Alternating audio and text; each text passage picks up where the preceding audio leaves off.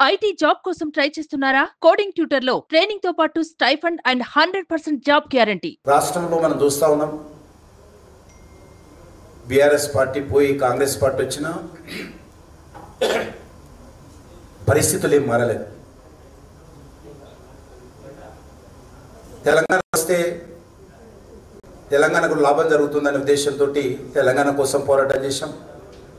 ఆ తర్వాత టీఆర్ఎస్ అధికారంలో ఉండాలి అని చెప్పి టీఆర్ఎస్ పార్టీకి 2 సార్లు పట్టం కట్టారు. స్థానిక ఎన్నికల్లో కూడా ఆ పార్టీ కోటేశారు. కానీ 10 సంవత్సరాలుగా కేసీఆర్ ఆయన కుటుంబ సంగతి చూసుకున్నారు తప్ప తెలంగాణ ప్రజల సంగతి చూసుకోలేదు. ఇటీవల జరిగినటువంటి శాసనసభ ఎన్నికల్లో కాంగ్రెస్ పార్టీ అనేక రకాల హామీలు ఇస్తే నమ్మి కాంగ్రెస్ పార్టీ గ్యారంటీలకు అనుకూలంగా తెలంగాణ ప్రజలు ఓటేశారు. కానీ అధికారంలోకి వచ్చిన తర్వాత సుమారు 400 పైచీలకు హామీలు ఇచ్చారు. అనేక రకాల డిక్లరేషన్ చేశారు. మరి ఏ ఒక్కటి కూడా ఈరోజు చిత్తశుద్ధితో అమలు చేసేటువంటి పరిస్థితి లేదు. ఈ యొక్క ఇచ్చినటువంటి హామీ రైతు రుణమాఫీ మసిబూసి మారేడుకాయ చేసినట్టుగా వ్యవహారం చేస్తూ ఉన్నారు. కాబట్టి ఈరోజు రాష్ట్రంలో కూడా ప్రజలు ఈ 2 పార్టీల పట్ల విసిగిపోయి ఉన్నారు. తప్పకుండా రానున్న రోజుల్లో ఒక ప్రత్యామ్నాయ శక్తిగా తెలంగాణ రాష్ట్రంలో బీజేపీ ఎదగడం కోసము రానున్నటువంటి సభ్యత సేకరణ కార్యక్రమానికి అనుగుణంగా మలుచుకొని ముందుకెళ్తాం. స్థానిక సంస్థల ఎన్నికల్లో కూడా ఖచ్చితంగా అన్ని గ్రామాలలో కూడా మా పార్టీ తరఫున అభ్యర్థులు పోటీ చేస్తారు. ఆ దిశలోనే రానున్న రోజుల్లో తెలంగాణలో ఒక బలమైనటువంటి శక్తిగా ఎదగడం కోసం తప్పకుండా ముందుంటాం. ఎందుకంటే టీఆర్ఎస్ పార్టీ ఓడిపోయినా కూడా వాళ్ళ ఆలోచన విధానం మారల. టీఆర్ఎస్ పార్టీ గతంలో ప్రజలు తిరస్కరించినా కూడా వాళ్ళ వ్యవహారంలో మార్పు రాలేదు.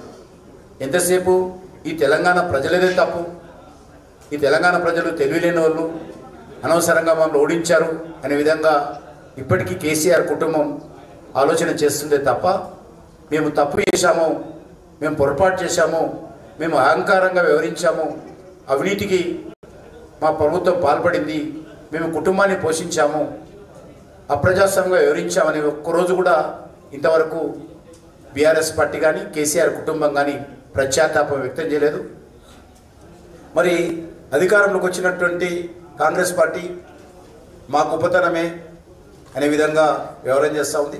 వాస్తవానికి కేసీఆర్ మీద కోపానికి ఆ రోజు గ్యారంటీల పేరుతో ఆకర్షించినటువంటి కాంగ్రెస్ పార్టీకి ఓటేశారు తప్ప కాంగ్రెస్ పార్టీ మీద విశ్వాసం పూర్తిగా లేదనే విషయం మరొకసారి స్పష్టమవుతూ ఉంది.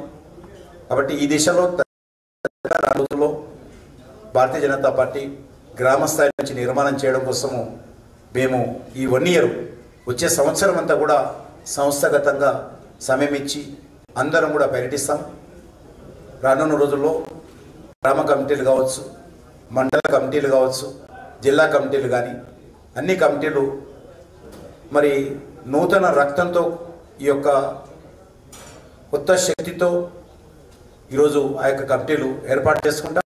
కమిటీల నేతృత్వంలో ప్రజా సమస్యల మీద పోరాటాలు నిర్వహించి వచ్చే శాసనసభ ఎన్నికలు ఎప్పుడు జరిగినా కూడా తెలంగాణలో పార్టీని విజయ పథాన నడపాలనేటువంటి లక్ష్యంతో ముందుకెళ్తాం. సుమన్ టీవీలో మీ పర్సనల్ అండ్ బిజినెస్ ప్రమోషన్స్ కోసం కింది నెంబర్కి కాంటాక్ట్ చేయండి.